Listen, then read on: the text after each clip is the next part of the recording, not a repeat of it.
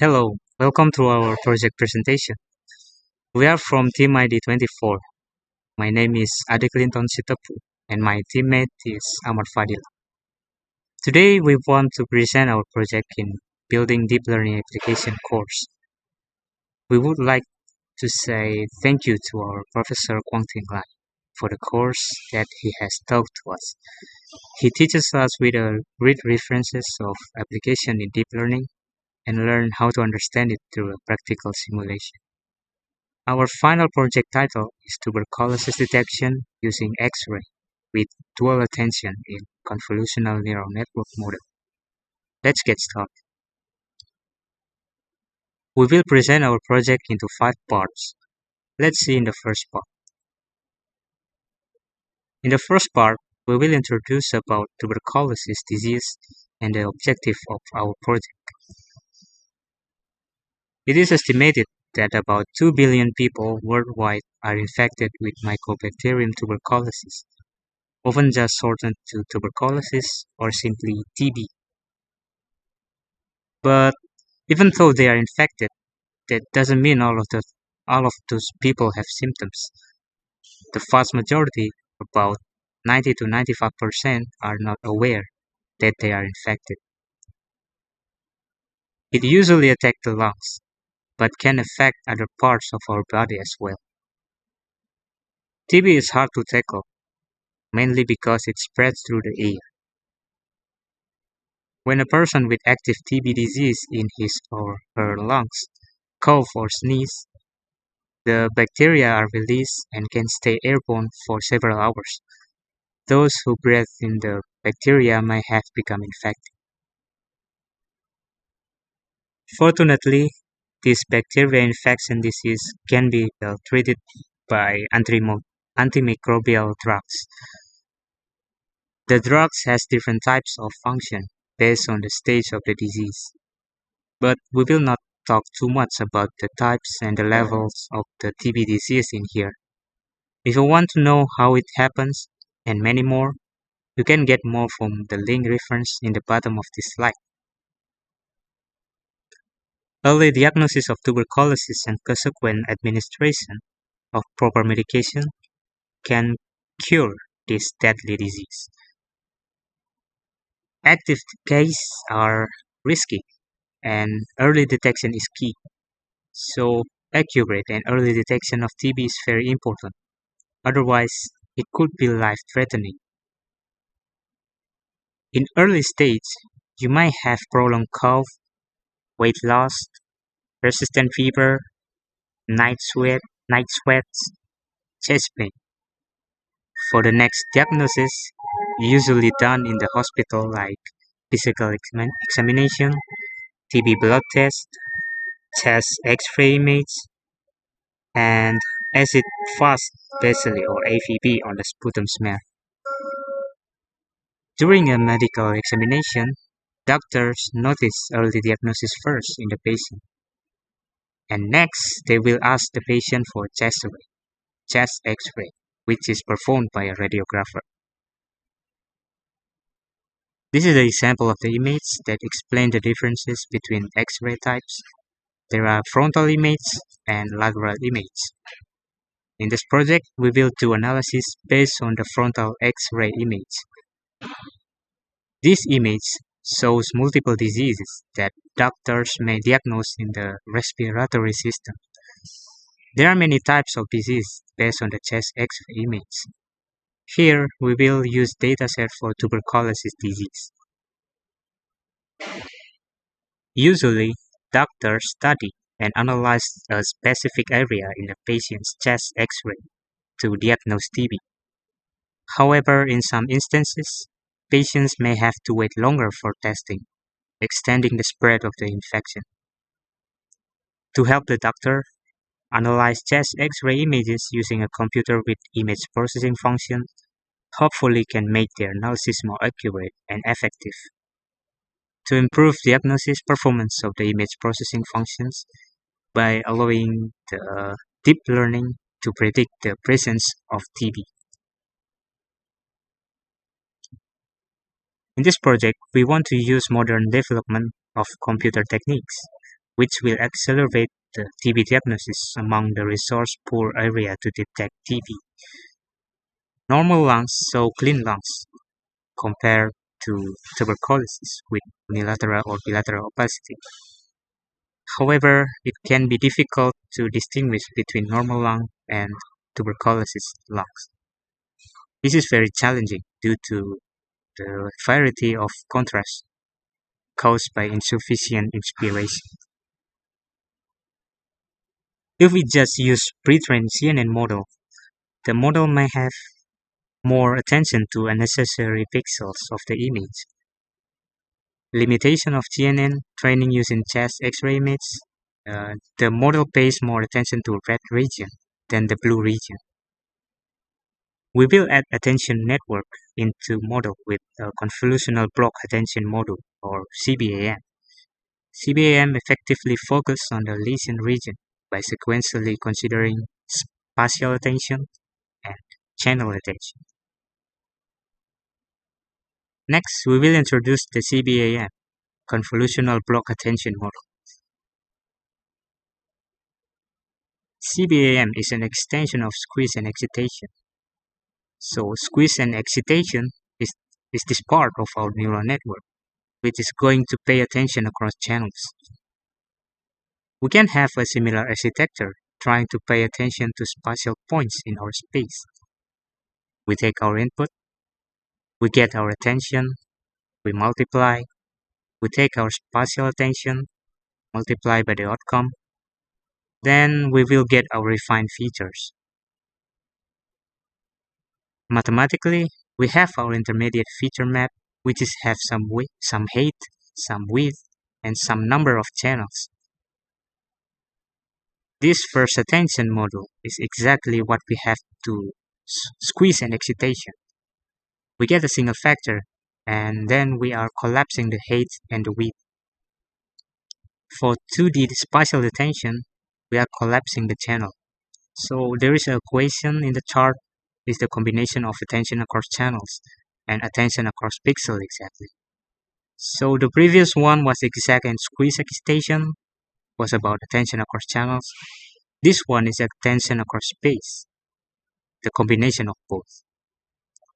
What will we do? We got our input F, we take our input again, we push it through our 1D channel attention model, and then we just simply multiply them pointwise. We take our outcome, which is going to be F prime, we just sit through spatial attention model, and then we are going to pay attention to some pixels more or some pixels less. Let's focus on MC, the 1D attention. This is exactly what we have for squeeze and excitation with a little bit modification. In squeeze and excitation, we only have average pooling, but here we do average pooling and max pooling across our pixel. We push both of them through a multi-layer perceptron or MLP. We will get to it outputs. We add them together, push them through a sigmoid, then we will get our channel attention. Mathematically, we take F, we average pooling, we take F, we max pooling, push it through the same multi-layer perceptron, which is just we multiply by weight and another weight, and then we take the outcome, push it through a sigmoid, and that will give us our attention across channel. And then, usually to save our computation, we first go into a lower dimension by W0. So we are reducing the number of channel first, and then we increase it. Go back to C. R is reduction ratio. Spatial attention model, we take our channels, we take our feature maps, we max pool across the channels, and other time we average pool across the channels. We calculate them, push them through convolutional layer, push them through sigmoid. That's going to give us a spatial attention. Mathematically, we max pool, average pool, we push them through 7x7 convolution through a sigmoid, and that is going to give us our attention. Then we concatenate them on top of each other.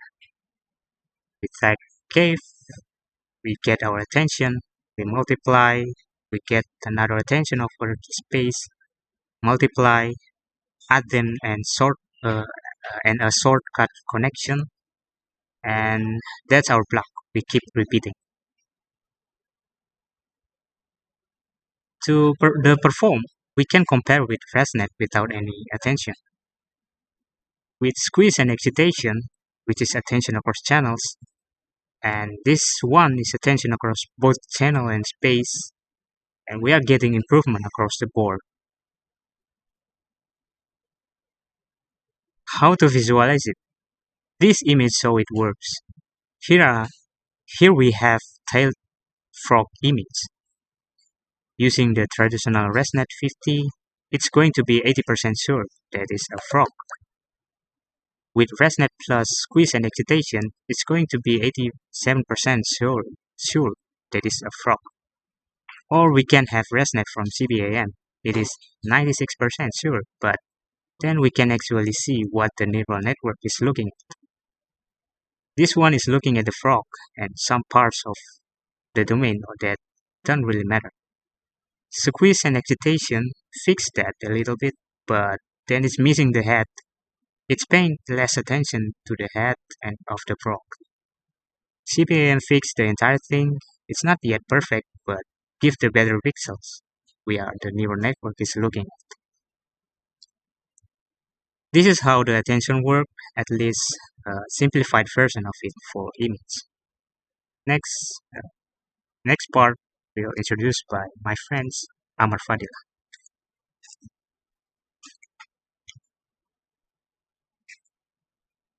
The third part of the presentation is methodology. Our datasets consist of a series of chest X-rays that fall into two classes, normal and tuberculosis. To the untrained eye, it is difficult to determine the differences between the two images. A layperson would struggle to classify whether a chest X-ray shows a patient with tuberculosis, so let us see how our data can be used to train a useful model. The dataset is split into three parts. Train data to train our model.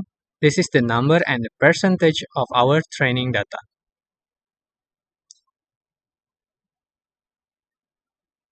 Validation data used to adjust our model during training. Original dataset. The validation set is too small, only 16 images. Ideally, we have an 80 per 20 train per validation split. So we will combine the validation dataset to the training dataset and split them into an 80 per 20 split. Test data to determine the overall performance of our model. This is the number and percentage of our testing data. The distribution from these datasets are a little different from each other. Training and testing data are slightly imbalanced, having more samples from the positive class tuberculosis, with the training set being a little more imbalanced. To make it balanced, we begin by defining the data generators.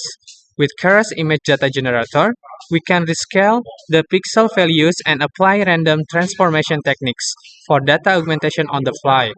We define same generator in validation and test set, but we use different transformation to augment the train set. In this project, we use the CNN architectures with LeNet Foundation with CBAM module used for adding spatial and channel attention to the features maps. We will use the task for chest X-rays image classification. The input to the CNN networks was a 224 by 224 by 3 RGB image.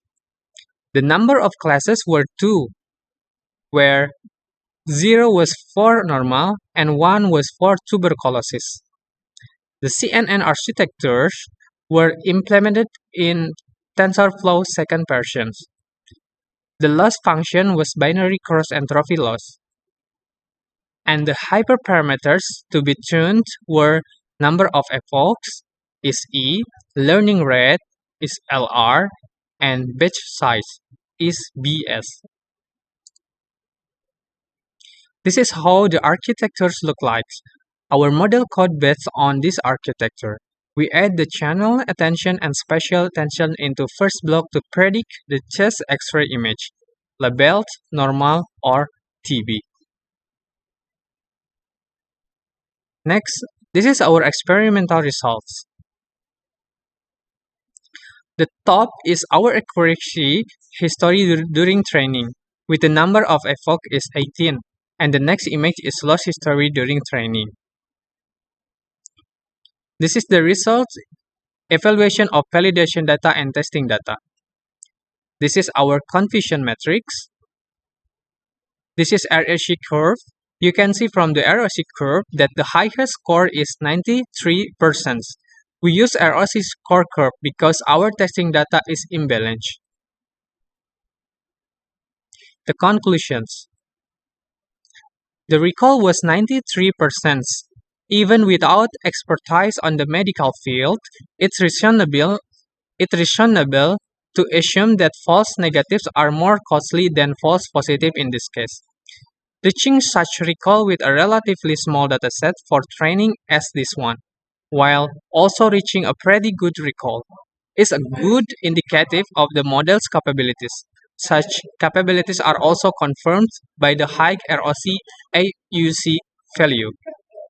Misdiagnosing a patient with tuberculosis can result in unnecessary medical intervention. Clearly, we need to adjust the model to lower the rate at which it classifies a chest X-ray showing TB. While this is a problem to address in our model, maintaining accuracy on a correct tuberculosis classification is also important, as missing a diagnosis can mean much worse outcome for a patient. Transformation on the image is challenging. We need to find the best way to transport the image. Prepare with more dataset and try to use lateral chest X-rays image too. Try with different architecture of CNN plus CBAM. Use grid CIM to visualize the location of the attention, so it will be useful for analyze. These are our references. This is the last slide of our presentation project. At least we have introduced simply with what is tuberculosis and the simplified version of the convolutional block attention module or CBAM method in chest X-ray image classification. Thank you for listening.